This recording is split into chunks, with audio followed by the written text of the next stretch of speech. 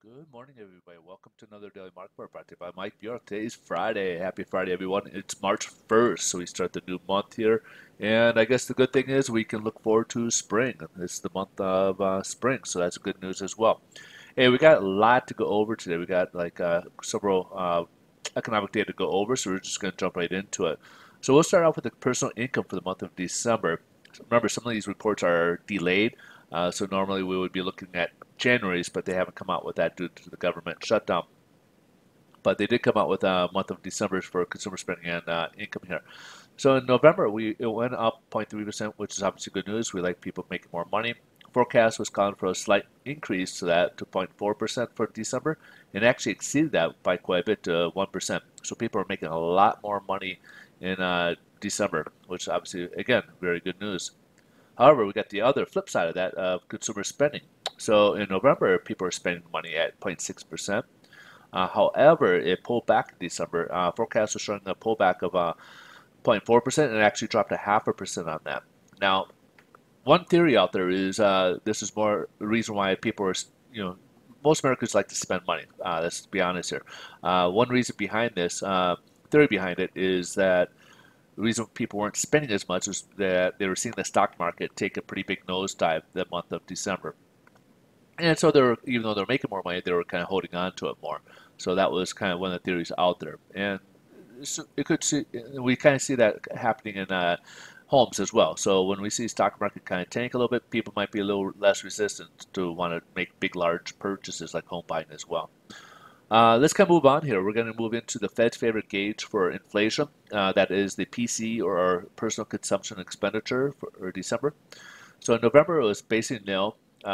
Forecast is supposed to be nil again. However, it did go up 0.1% in the month of December. Now, that brings the year over year from 1.8% down to 1.7. So instead of going up, it actually went down 0.1% in the month of December year over year. Now, the reason being is that it goes on a 12-month rolling. So obviously that we had higher numbers back then, and right now we're starting to see, especially on the headline numbers, dropping a bit here. Now, when you strip out the food and energy here, which oil prices have come down a bit, that's why you're seeing a difference between the core and the expenditure. And the core in this instance has been a little bit higher, whereas typically we've been seeing it the opposite. We had a 0.2% increase in November, and the forecast was supposed to continue that same trend at 0.2% increase in December, and came in expectations. Now, however, its year over year did not go anywhere. It remained at 1.9%. This is the kind of in the range of the Fed's favorite gauge, a target rate of 2%. They want to keep it around 2%, so we're at the 1.9. We did exceed at one point, but now we've kind of pulled back a little bit, and we'll have to kind of see if this kind of drops a little bit further or not. So if it drops further, you may see some rate movements where they cut rates. The reason being is that they raise rates is to save off inflation, because if it goes too much more than 2%, inflation can easily get out of control.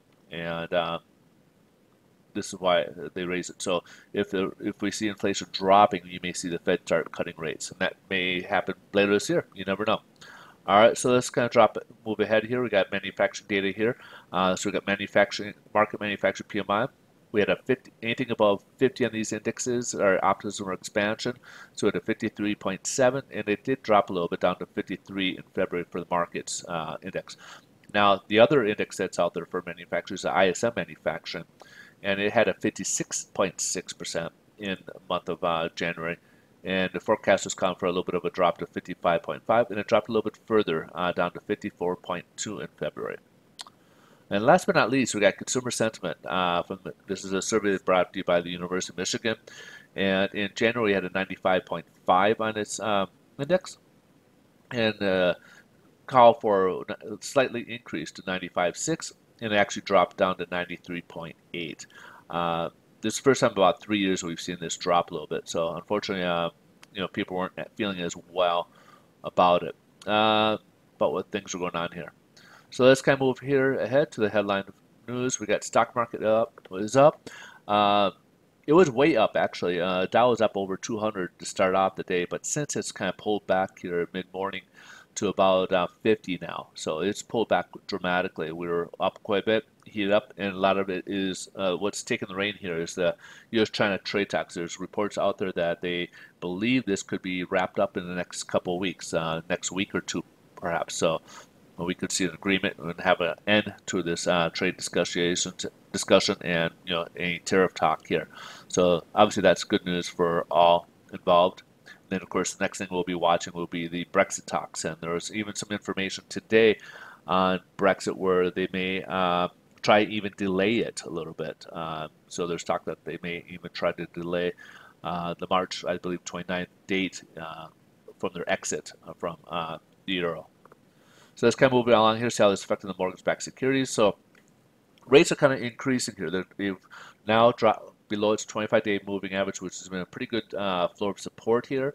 And then also they kind of break, starting the day off below its 50-day moving average, which has also been a pretty good one. So we had a double resistance here. However, we got this Fibonacci level here, which we're kind of right on here, and we're kind of testing it quite a bit here. We want to make sure this holds. If it doesn't hold, that's going to be where we'll have issues. If it doesn't hold, we got a bit of more drop here. We've got about another 20 basis points until the next Fibonacci level here.